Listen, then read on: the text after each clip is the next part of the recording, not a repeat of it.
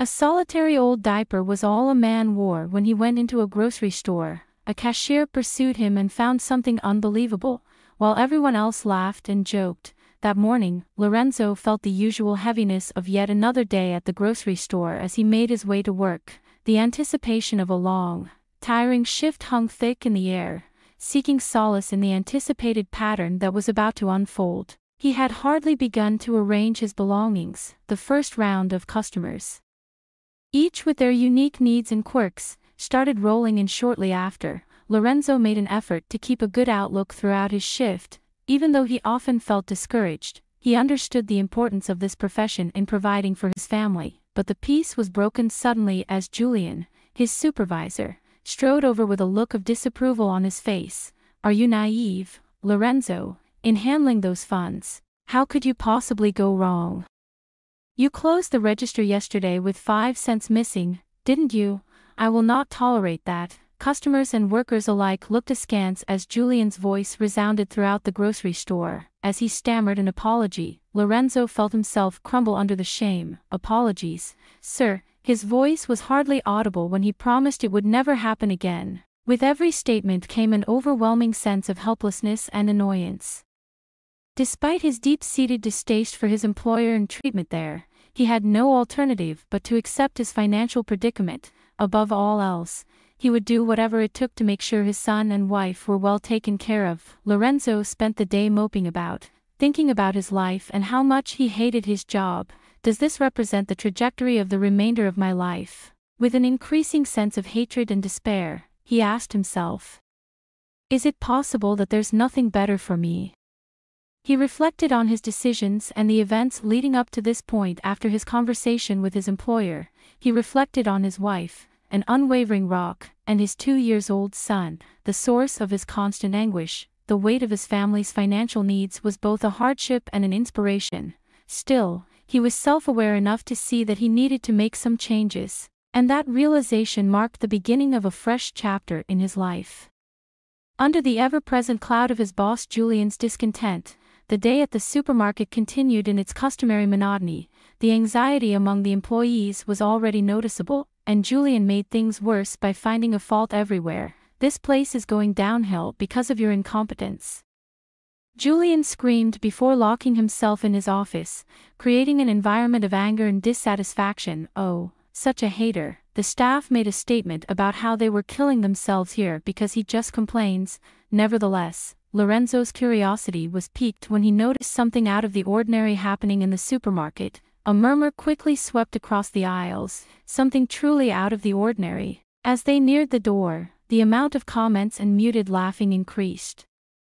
"Listen, I think he's insane." Some of the patrons made degrading comments and others speculated that he may have escaped from the asylum. In an effort to ascertain the origin of the disturbance, Lorenzo briefly stepped away from his post out of curiosity. Upon arriving at the location that had captivated everyone, he was met with a spectacle that astonished him. It had never occurred to him to see a middle-aged man wandering the market in nothing but a geriatric diaper.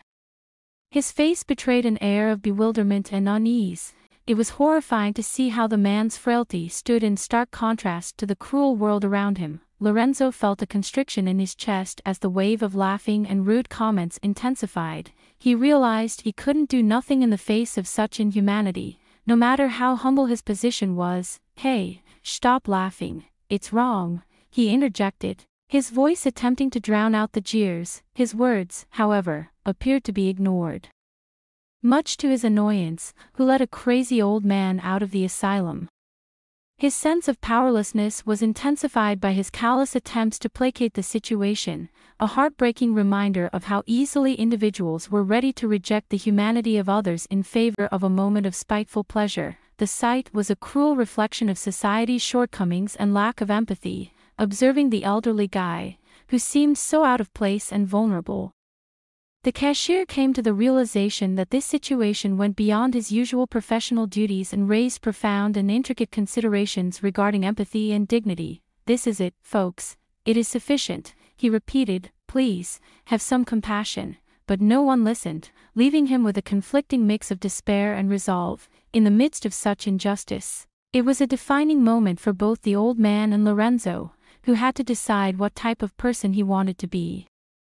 Following the incident, which caught everyone's attention, the elderly man persisted with his shopping as if nothing had happened. He picked out a few things with the composed assurance of someone unfazed by the fact that he was barely out of diapers. Instead of coming to his aid, everyone only whispered jokes to each other. However, there was a big line at the register, and no one seemed eager to assist him when he arrived. Then, out of compassion and consideration, Lorenzo stepped in. "Excuse me. Could you let this gentleman through, please?" he pleaded with the other customers, urging them to use their common sense and prioritize the elderly man. They allowed him to pass through despite their reluctance. Arriving at the checkout, the elderly man was perplexed. "Salutations, sir." Lorenzo offered him the kind of assistance that everyone deserves by offering to help him with his shopping, despite widespread fears. The elderly guy showed no signs of dementia or confusion and remained entirely coherent throughout. "Good morning, my friend." An expression of profound gratitude escaped the gentleman's lips when he responded, his voice a serene oasis in the midst of the mayhem. Lorenzo started browsing the items but couldn't help but be inquisitive. "Are you all right, sir? I'm sorry for the way my colleagues behave." Real concern tinging through my comments. "Everything is good, young man. I don't mind," the man answered, his voice calm and deliberate. He paid for his goods and went, leaving Lorenzo to deal with the results of his act of compassion alone. Not even 5 minutes had gone before Julian, his manager, showed there with anger painted across every line of his face. With a loud enough voice to draw everyone's attention, he said, "Lorenzo, I've been told that you made everyone in this queue let an old man in a diaper pass in front of them." Julian had just heard staff members and customer concerns. He had not seen the elderly man. "But he had preference, sir. He was ancient," Lorenzo said, trying to defend himself with a forceful yet frustrated tone. "Is your employment in such field? Should that elderly man wish, he should follow the preferential queue. You do everything wrong, you fool." Julian shot every phrase like a blow to Lorenzo's already damaged self-esteem. For Lorenzo, that constituted his last straw. "You are right, Julian. Enough of you, now," he said, his voice tinged with both rage and release. "I hate this job. You're ignorant." Just like that, Lorenzo got up, abandoned his place, and headed out of the market under the startled looks of people around Julian, who found what had just happened incomprehensible. A welcome respite from the stifling heat of the fight, the cool afternoon breeze provided. Though he had just fled, it was clear his mind remained in disarray. "How am I going to land still another job? Not an option is remaining unemployed," he said. Just then, across the street, he saw the elderly man in the diaper, a lone person who set off a spectrum of feelings in him. Curiosity mixed with thanks drove Lorenzo to follow the elderly guy, one hesitant step after another, unsure of what he wanted to find, connected by a brief contact suggesting further possibilities. This was a turning point not only for him but maybe for both of them. Driven by a mix of inquiry and concern, Lorenzo accelerated his pace. The elderly man seemed feeble, but he kept an astonishing quick speed. The stinging cold got more severe as the afternoon went on, and others on the street responded from apathy to shock when they watched the scenario. Seeing him in nothing but a diaper was odd and against social conventions as well as common visual comfort. "Wait, sir, please don my coat," the cashier replied, at last reaching him. "It's too cold for you to be like this." Surprised and relieved, the elderly guy glanced at him while his upper body was unprotected and his legs shook from cold. Lorenzo never waited for a response. He gently and quickly enveloped the elderly man in his coat, therefore hiding his exposed body. "Thank you, young man," the man continued, his voice quivering not only from the cold but also from the excitement of discovering compassion in an often apathetic society. "You're welcome, sir. It's the least I can do. Can I stroll you back home?" The young man offered with real concern. "It seems too cold to walk around alone." The elderly guy bowed slightly and once more thanked him. Lorenzo tried to warm his own hands by rubbing them together while they strolled, but his elderly friend's welfare took all of his focus, hence any personal suffering was incidental. "Your name, sir?" Enthusiastic to know more about the man, Lorenzo questioned. He had lately helped the elderly man. "My name is Arthur, and young man, you?" The elderly guy answered with a friendly grin. "My name is Lorenzo," he said, smiling back. Then curiosity won out and he asked, "Sorry to ask, but what occurred today? Why just are you sporting a diaper?" Arthur moaned, a sound loaded with unspoken stories. "Ah, young man, occasionally life demands that we do ridiculous things to see if we can change our circumstances." Though he didn't really understand, Lorenzo felt respect for the elderly man next to him mixed with curiosity. Walking, the elderly guy asked, "Why did you leave the market where you worked?" "Oh, I find my boss intolerable now. He is naive, promises to everyone, and we are definitely headed for bankruptcy. He does nothing to support market recovery," Lorenzo complained. "And should you have the opportunity, what would you do differently?" Arthur queries. After that, Lorenzo presented his vision, including the adjustments he would do, how he would treat the employees, and his plans to bring the market back to its former glory. His concepts were really appealing. Lorenzo saw something quite familiar about the surrounds when they approached the old man's house: the buildings, the streets, the design of the gardens. His spine shivered from an unusual foreboding rather than from the cold.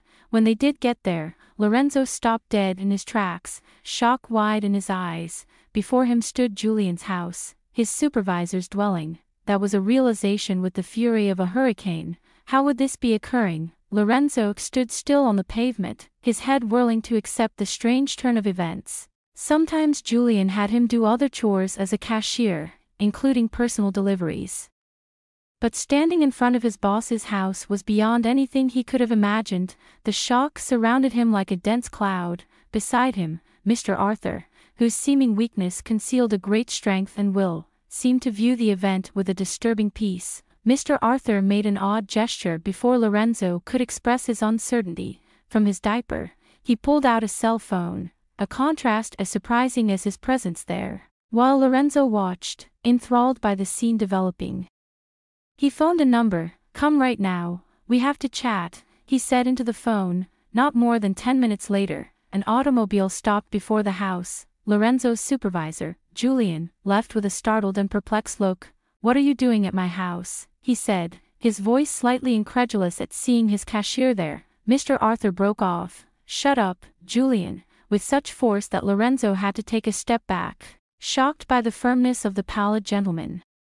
When the elderly guy disclosed that he was Julian's father and the real proprietor of the grocery, the drama really started. Even though he was quiet, there was no denying the authority in his voice. He insisted on knowing if Julian was aware that he had gone to the grocery store while wearing diapers and that this man was the only one who had assisted him. Then he inquired as to Julian's thoughts on their discussion the day before regarding making the market a more compassionate place. The son gave a guarded, almost immature answer. "But Dad, those people are idiots," Julian shot back. The reprimand was swift and severe. "What if you're the idiot who cannot run my business without making it fall apart?" He turned to face Julian, an angry expression on his face. The gentleman's last words made it clear what he wanted. Tension was palpable in the air. "Son, you're fired, and you're going to replace him, Lorenzo."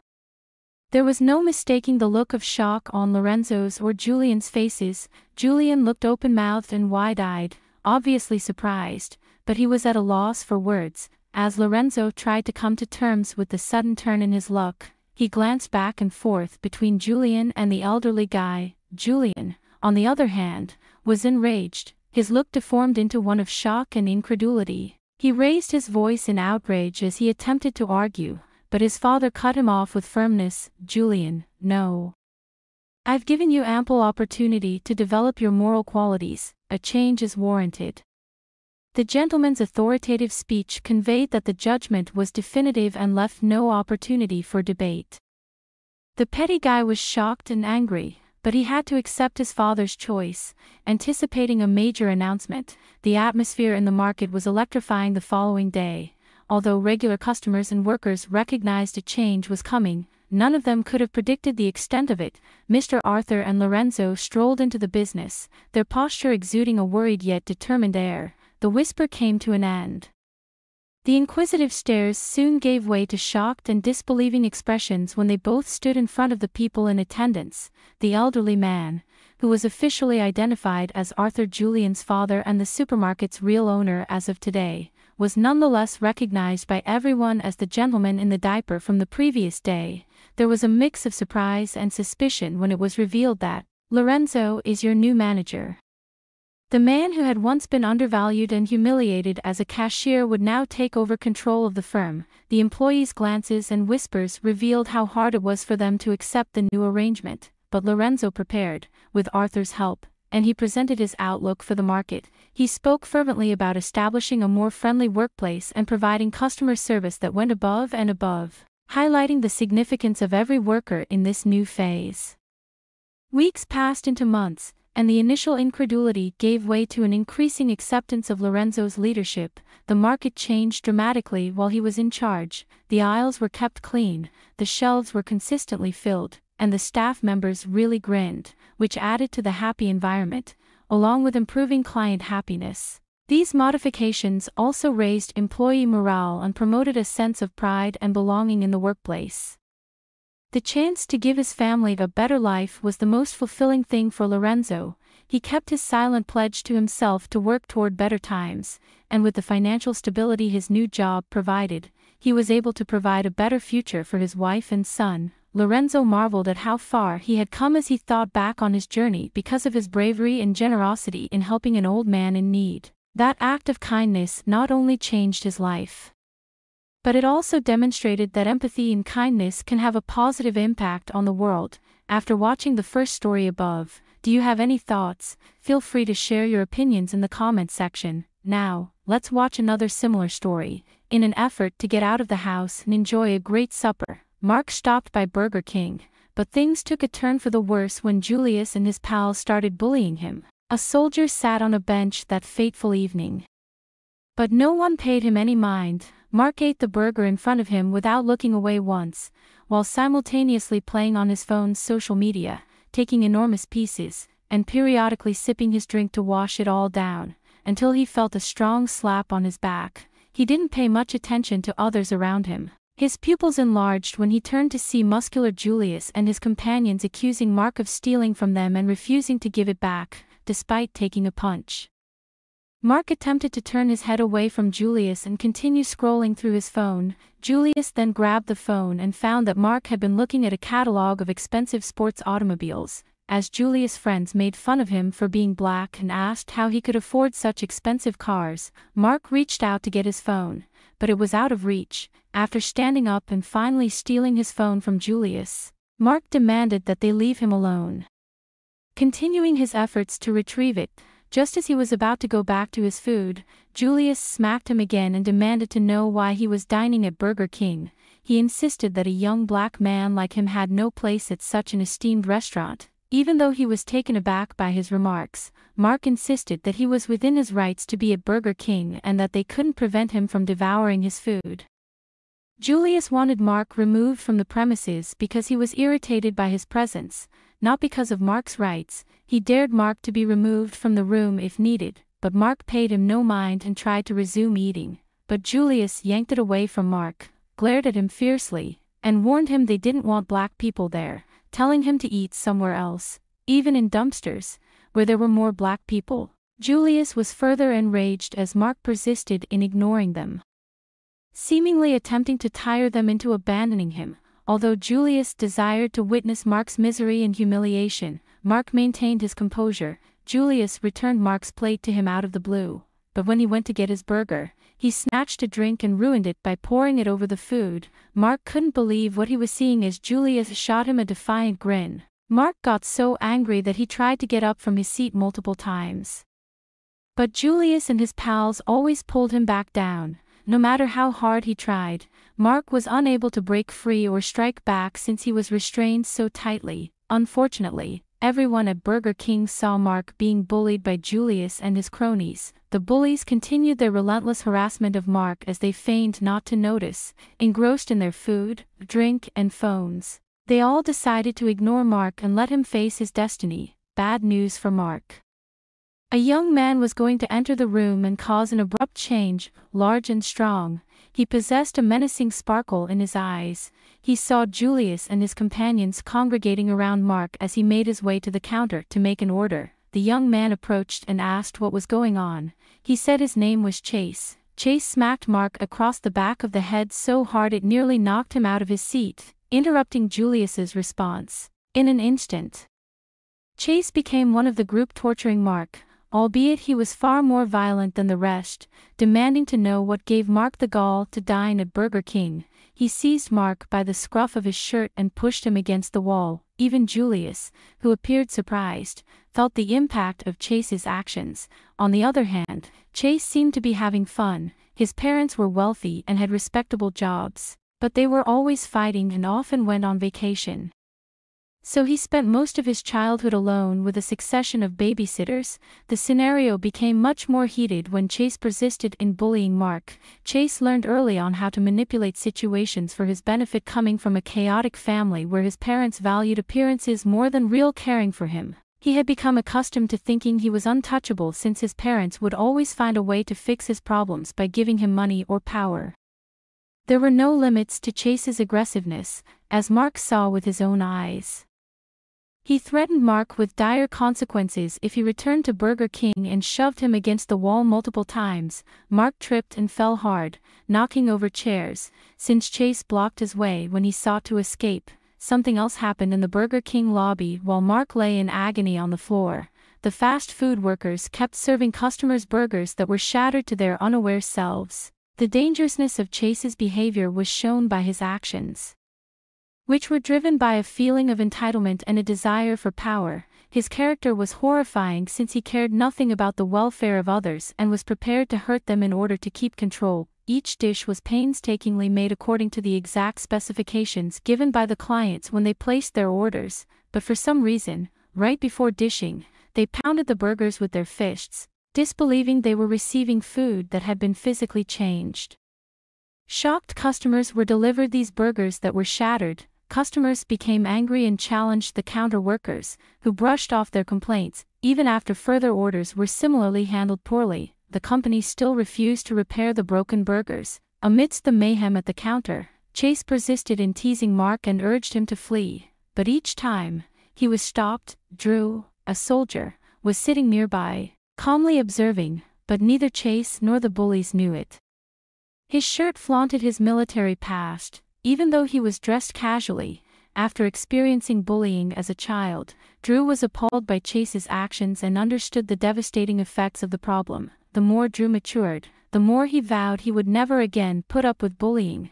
Drew got up from his seat and made his way through the throng to where Chase was still taunting Mark, his resolve unwavering. Chase continued to abuse Mark while Julius and his pals did nothing.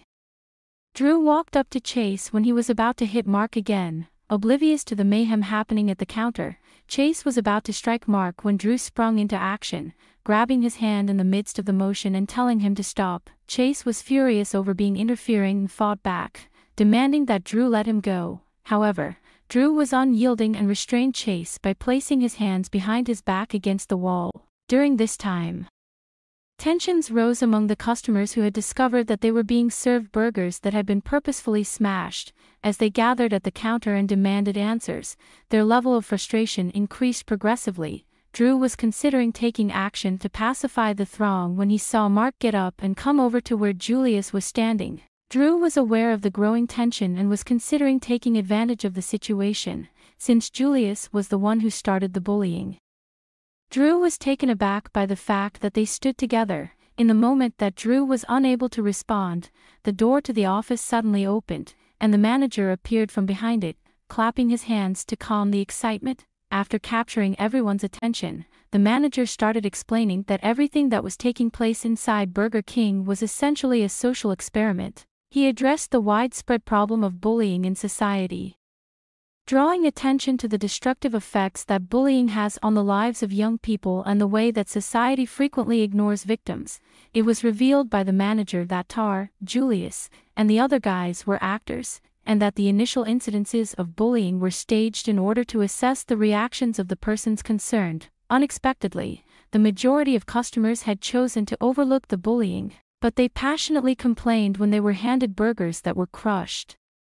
This reveals a concerning attitude towards bullying unless it is personally experienced by the individual. The manager stated that even though the experiment appeared to be effective at first, they were in the process of contemplating terminating it. Without warning, Chase walked inside Burger King and caused a disturbance in the establishment. Instead of being an actress, Chase was a genuine bully who took delight in hurting Mark.